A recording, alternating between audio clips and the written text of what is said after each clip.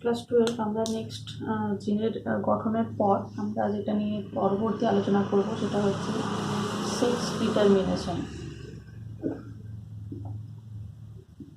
Sex determination বা লিঙ্গ নির্ধারণ।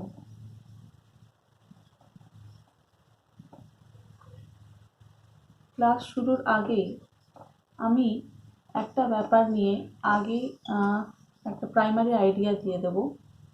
আমাদের একটা প্রচলিত ধারণা আছে সেক্স অর্থাৎ লিঙ্গ, ঠিক আছে, এবং আমরা সাধারণভাবে জেন্ডার বলতেও কিন্তু লিঙ্গ বুঝিয়ে থাকি, ঠিক আছে। এই দুটোকে কিন্তু কখনোই তোমরা গুলিয়ে ফেলবে না। বায়োলজিক্যালি সেক্স কি না ক্রোমোজোমের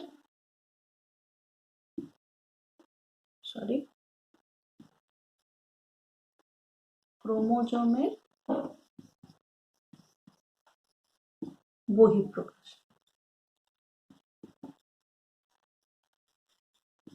স্পেসিফিক্যালি সেক্স ক্রোমোজোমের বহিঃপ্রকাশ। আর জেন্ডার কি না, জেন্ডার হচ্ছে একজন মানুষ তার নিজের আইডেন্টিটিকে যা দিয়ে পরিচয় দেয়। সেক্স মানুষের ক্ষেত্রে দু প্রকার হতে পারে, X Y or X X, ঠিক আছে। কিন্তু জেন্ডার মানুষের ক্ষেত্রে এখনো অবধি আইডেন্টিফাই করা গেছে 58 টাইপস। তাই জেন্ডার এবং সেক্স কিন্তু কখনোই একই নয়। কেন একই নয় সেটার মধ্যে অনেকটাই গভীর আলোচনা রয়েছে। পারিপার্শ্বিক মানুষের সাধারণত সেক্স ডিটারমিনেশন অর্থাৎ এক্স ওয়াই ক্রোমোজোমের বহিঃপ্রকাশ হবে কি হবে না সেটা ভ্রূণ তৈরি হওয়ার 6 থেকে 8 সপ্তাহের মধ্যে, 8 উইকের মধ্যে ক্লিয়ার হয়ে যায়, ঠিক আছে। তার এক্স ওয়াই ক্রোমোজোম হবে না এক্স এক্স ক্রোমোজোম হবে, ঠিক আছে। কিন্তু জেন্ডার তৈরি এই 6 থেকে 8 সপ্তাহ পরে প্রায় প্রায় কিছু সপ্তাহ পর ব্রেন তৈরি হবে ভ্রূণের। সেখান থেকে পিউবার্টি অবধি অর্থাৎ 12 থেকে 13 বছর বয়স অবধি সে নির্ধারণ করবে তার জেন্ডার বা সে কিভাবে নিজের পরিচিতি তৈরি করতে চায়। তাই সেক্স এবং জেন্ডার কিন্তু কখনোই একই নয়। তাই আমরা আজকে কিন্তু আলোচনা করব শুধুমাত্র সেক্স ডিটারমিনেশন নিয়ে, অর্থাৎ লিঙ্গ নির্ধারণ নিয়ে, ঠিক আছে। আমাদের একটা কমন ভুল ধারণা আছে সেক্স মানে জেন্ডার, জেন্ডার মানে সেক্স, সেক্স আর জেন্ডার কিন্তু আলাদা, ঠিক আছে। আচ্ছা, প্রথমে যেটা আমরা আলোচনা করব সেটা হচ্ছে কি না 1995, ঠিক আছে। উইলসন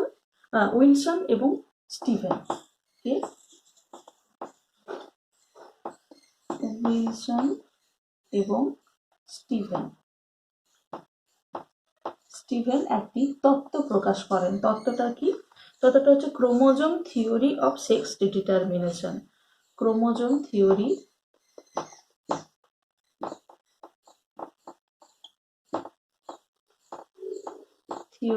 অফ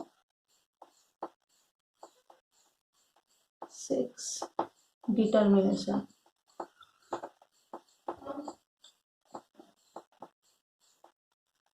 এই যে chromosome theory of sex determination, এটা কি করছে না ক্রোমোজোমের বহিঃপ্রকাশের কারণে যখন দেখা যাচ্ছে যে বিভিন্ন সেক্স তৈরি হচ্ছে, অর্থাৎ স্ত্রীলিঙ্গ বা পুরুষ লিঙ্গ তৈরি হচ্ছে, তখন তাকে আমরা সেই থিওরিটার মাধ্যমে এরা সেটা প্রকাশ করেন। কত সালে? 1995-এ। তারা মোটামুটিভাবে বলেন যে গ্যামেটের যে বহিঃপ্রকাশ, অর্থাৎ আমরা জানি দেহ ক্রোমোজোম রয়েছে এবং সেক্স ক্রোমোজোম রয়েছে। সেই দেহ ক্রোমোজোম এবং সেক্স ক্রোমোজোমের মধ্যে সেক্স ক্রোমোজোম কত পরিমাণে থাকলে বা তার কাজ কীরকম সেটার উপর ডিপেন্ড করছে। সেটা হচ্ছে প্রথমে কি স্ত্রী সমগ্যামেটীয়,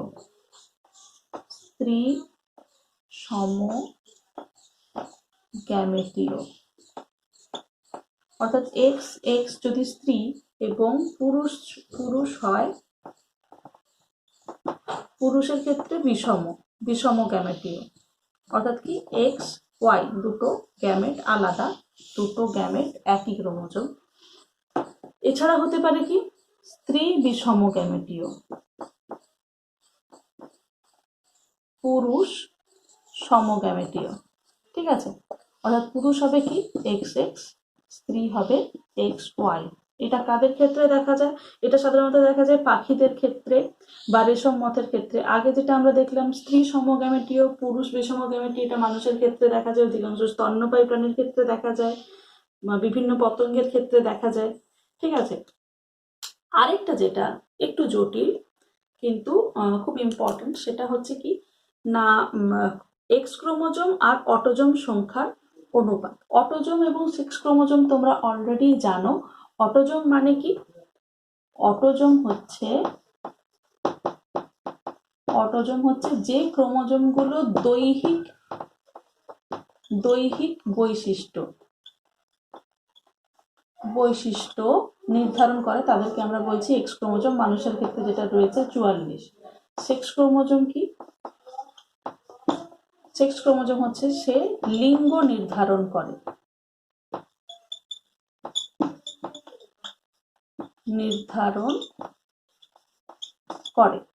যেটা আমরা মানুষের ক্ষেত্রে জানি দুটো। ঠিক আছে, 22 জোড়া মানে 44টা হচ্ছে অটোজোম। মানুষের ক্ষেত্রে লিঙ্গ নির্ধারণ করে হচ্ছে দুটো মানে 1 জোড়া। ঠিক আছে, তো এটা মানুষের ক্ষেত্রে যেহেতু ঘটে না, আমরা এটা দেখতে পাই এই অটোজোম মানে তার 3 নম্বর যে থিওরির যে 3 নম্বর পার্টটা, সেটা হচ্ছে যে এক্স ক্রোমোজোম এবং অটোজোমের অনুপাত। ঠিক আছে, এক্স ক্রোমোজোম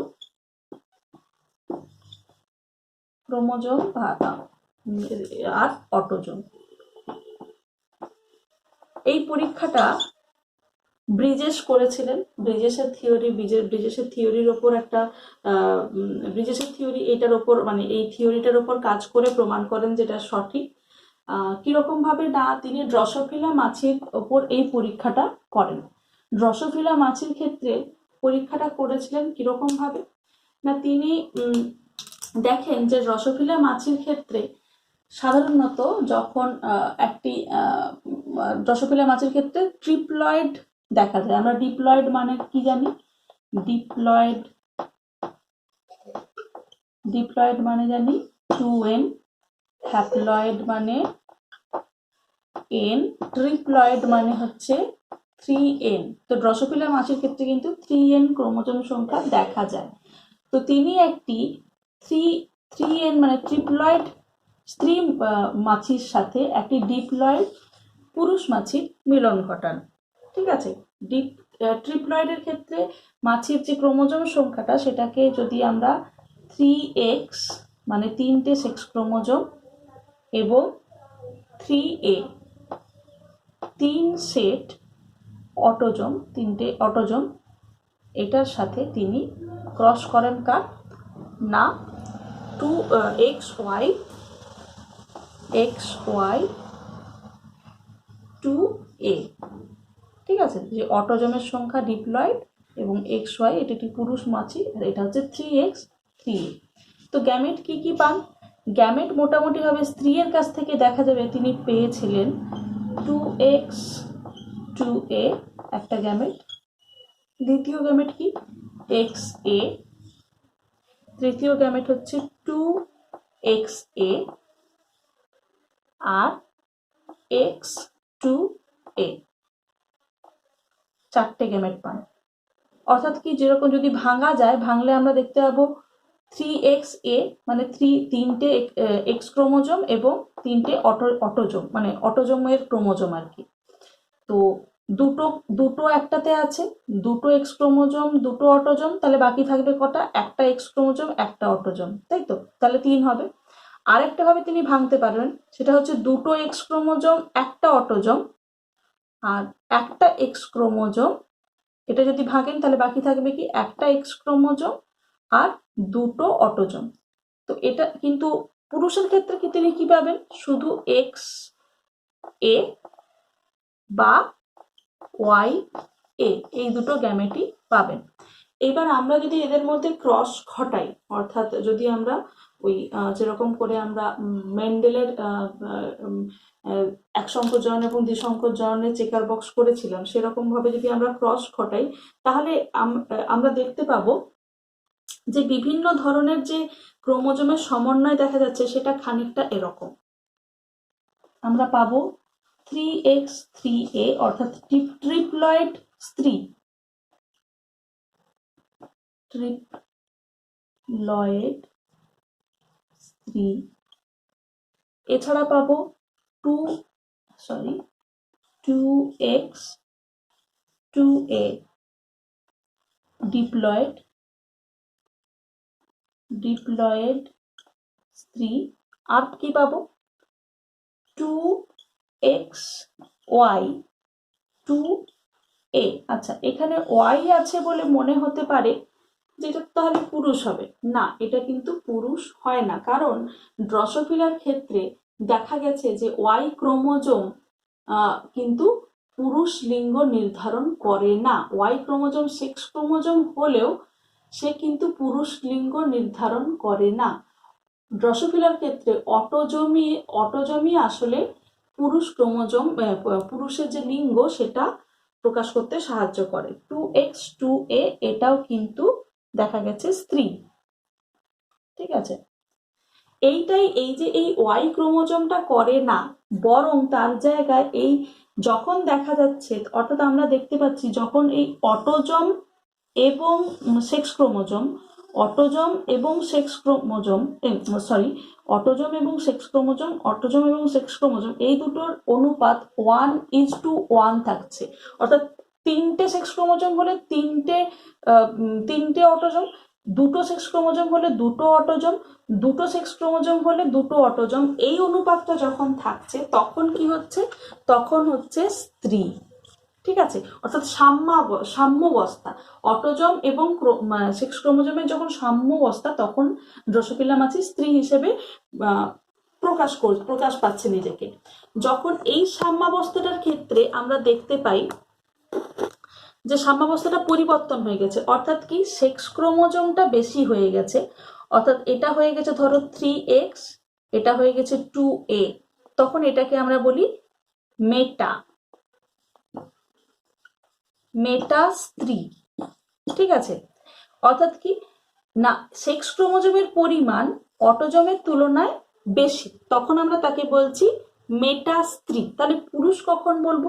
পুরুষ বলবো x2a, অর্থাৎ এক্স ক্রোমোজোম একটা কিন্তু অটোজম দুটো, অর্থাৎ অটোজমের পরিমাণ এক্স ক্রোমোজোমের তুলনায় যখন বেশি তখন সেটা হচ্ছে কি পুরুষ। তাহলে মেটা পুরুষ কখন হবে? মেটা পুরুষ হবে যখন এখানে একটা ওয়াই থাকবে, ওয়াইটা থাকে কিন্তু ওয়াই যে লিঙ্গ নির্ধারণ করে না ড্রসোফিলার ক্ষেত্রে। ঠিক আছে, কিন্তু আমরা মেটা পুরুষ তাহলে কখন পাবো? এক্স ওয়াই রয়েছে, আবার 3a রয়েছে, অর্থাৎ স্বাভাবিক অটোজমের তুলনায়, স্বাভাবিক অটোজম মানে 2a, কিন্তু তার তুলনায় বেশি অটোজম যখন রয়েছে তখন তাকে আমরা বলি মেটা পুরুষ।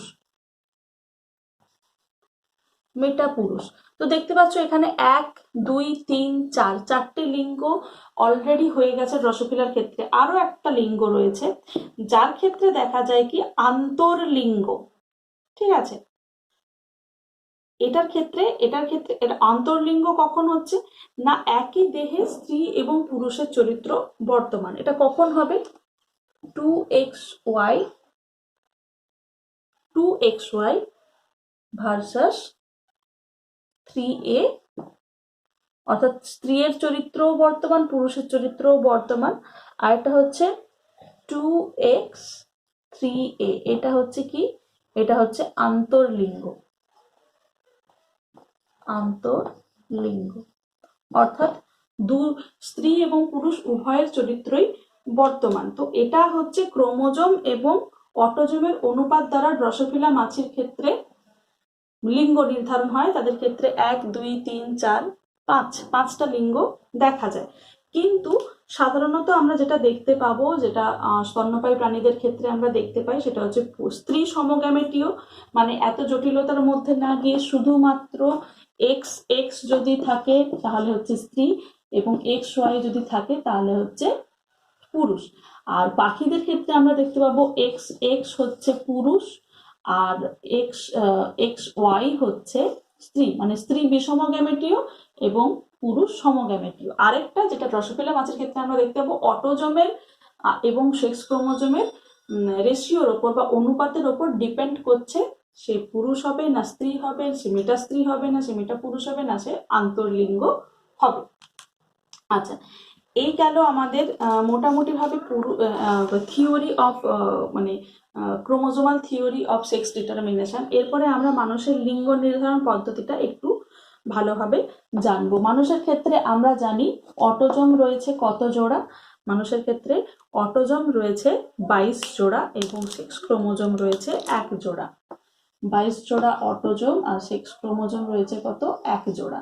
ঠিক আছে, তো এদের মধ্যে দেখা যাচ্ছে কি, এদের মধ্যে আমরা দেখতে পাচ্ছি এক্স যেটা, সেটা হচ্ছে স্ত্রীলিঙ্গকে, মানে স্ত্রী, মানে এক্স ক্রোমোজোম, দুটো এক্স ক্রোমোজোম যখন একসাথে থাকছে তখন তারা স্ত্রী চরিত্র প্রকাশ ঘটাচ্ছে, এবং এক্স ওয়াই যখন থাকছে তখন সেটা পুরুষ চরিত্র।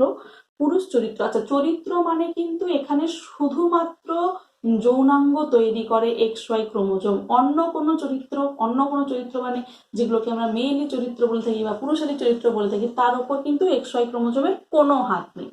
শুধুমাত্র লিঙ্গ অর্থাৎ পুরুষাঙ্গ তৈরি করে, শুক্রাশয় তৈরি করে, বা স্ত্রী অঙ্গ অর্থাৎ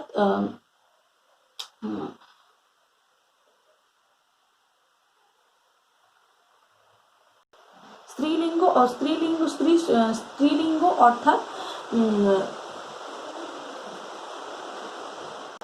অর্থাৎ গর্ভাশয়টা তৈরি করে এক্স এক্স ক্রোমোজোম থাকে। কিন্তু এক্স ওয়াই ক্রোমোজোম থাকলে আমরা দেখতে পাবো যে সে শুক্রাশয় তৈরি করবে।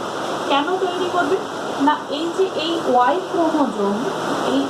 ক্রোমোজোমের মধ্যে একটা স্পেসিফিক জিন অবস্থান করে, সেই জিনটার নাম SRY নামক একটি জিন থাকে, যেটা আসলে পুরুষের দেহে শুক্রাশয় তৈরি করতে সহায়তা করে। ঠিক আছে, কিভাবে সহায়তা করে না, এই যে এই SRY জিনটা যখন থাকে আর কি, তখন কি হয় না, গোনাডটা শুক্রাশয়ে পরিণত হয়। কেন না, শুক্রাশয় পরিণত হতে শুরু করে, শুক্রাশয় তৈরি করতে শুক্রাশয়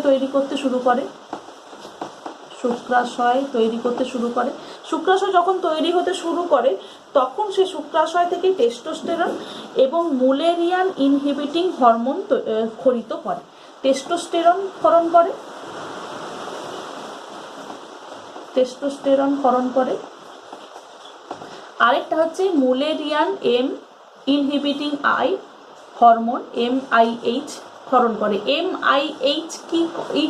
MIH এর কাজটাই হচ্ছে কি না, গর্ভাশয় বা ডিম্বাশয়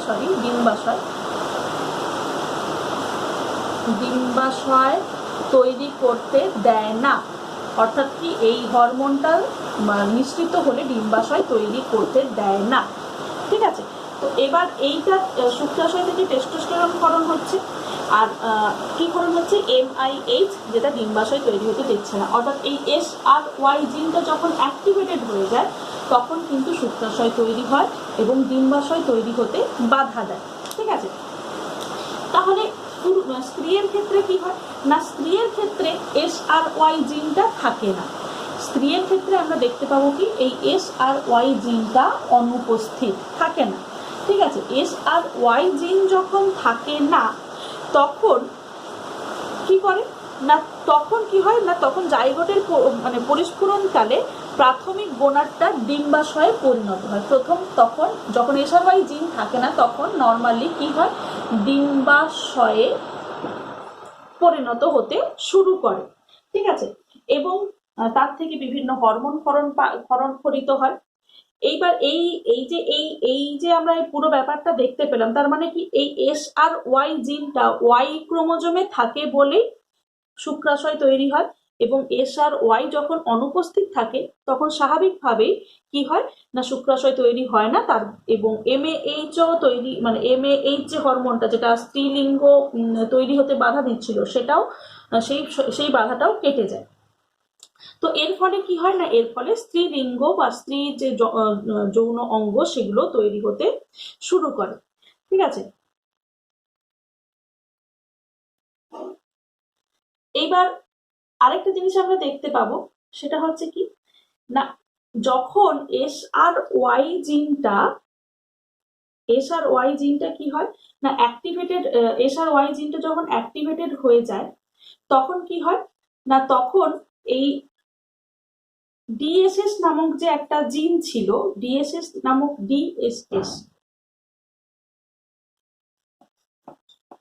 DSS নামক আরেকটা জিন যে ছিল, সেই জিনটা কি হয়ে যায়, সেই জিনটা নিষ্ক্রিয় হয়ে যায়।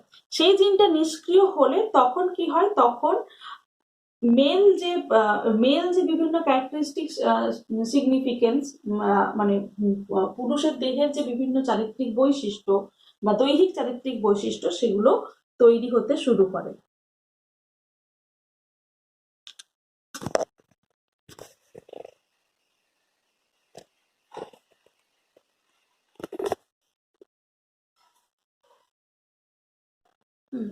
তো আমরা যেটা বলছিলাম, তার মানে এইবার আমরা যদি পরিষ্কারভাবে দেখি তাহলে আমরা কি দেখতে পাবো না, একটা ছক সেটা আমরা করে দেখছি যে কি হয়। XY ব্যক্তি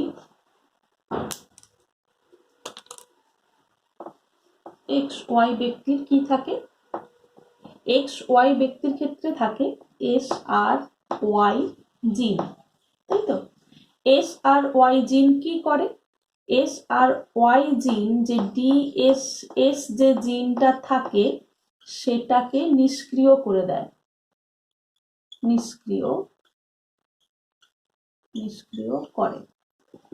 DSS যখন নিষ্ক্রিয় হয়ে যায় তখন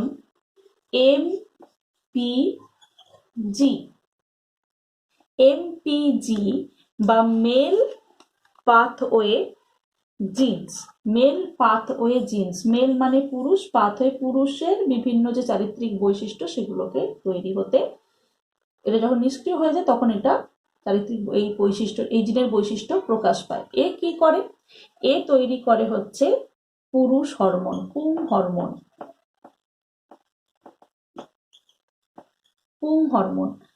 হরমোন তৈরি হলে কি হবে না, পুং যৌন চরিত্র বিকাশ পাবে, পুং যৌন চরিত্র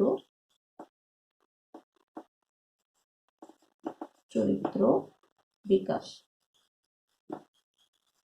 পুং যৌন চরিত্র বিকাশ পাবে। এইবার তাহলে XY এর ক্ষেত্রে কি হবে, XX মানে ফিমেলের ক্ষেত্রে কি হবে, XX এর ফিমেলের ক্ষেত্রে কি হবে না, XX এর ফিমেলের ক্ষেত্রে DSS জিনটা প্রথমেই সক্রিয় হয়ে যাবে। DSS জিন সক্রিয় হয়ে যাওয়া মানেই কি করবে না, এই যে MPG যে জিনটা, MPG যে জিনটা সেই জিনটাকে নিষ্ক্রিয় করে দেবে। যখন নিষ্ক্রিয় করে দেবে তখন female pathway genes FPG female pathway জিনগুলো অ্যাক্টিভেটেড হয়ে যাবে এবং কি তৈরি করবে, ডিম্বাশয় থেকে নির্গত হবে স্ত্রী হরমোন এবং স্ত্রী হরমোনের পরে স্ত্রী চরিত্র প্রকাশ পাবে। তো এই গেল আমাদের মোটামুটি ভাবে মানুষের যৌন দ্বিরূপতা বা সেক্স ডিটারমিনেশনের পদ্ধতি।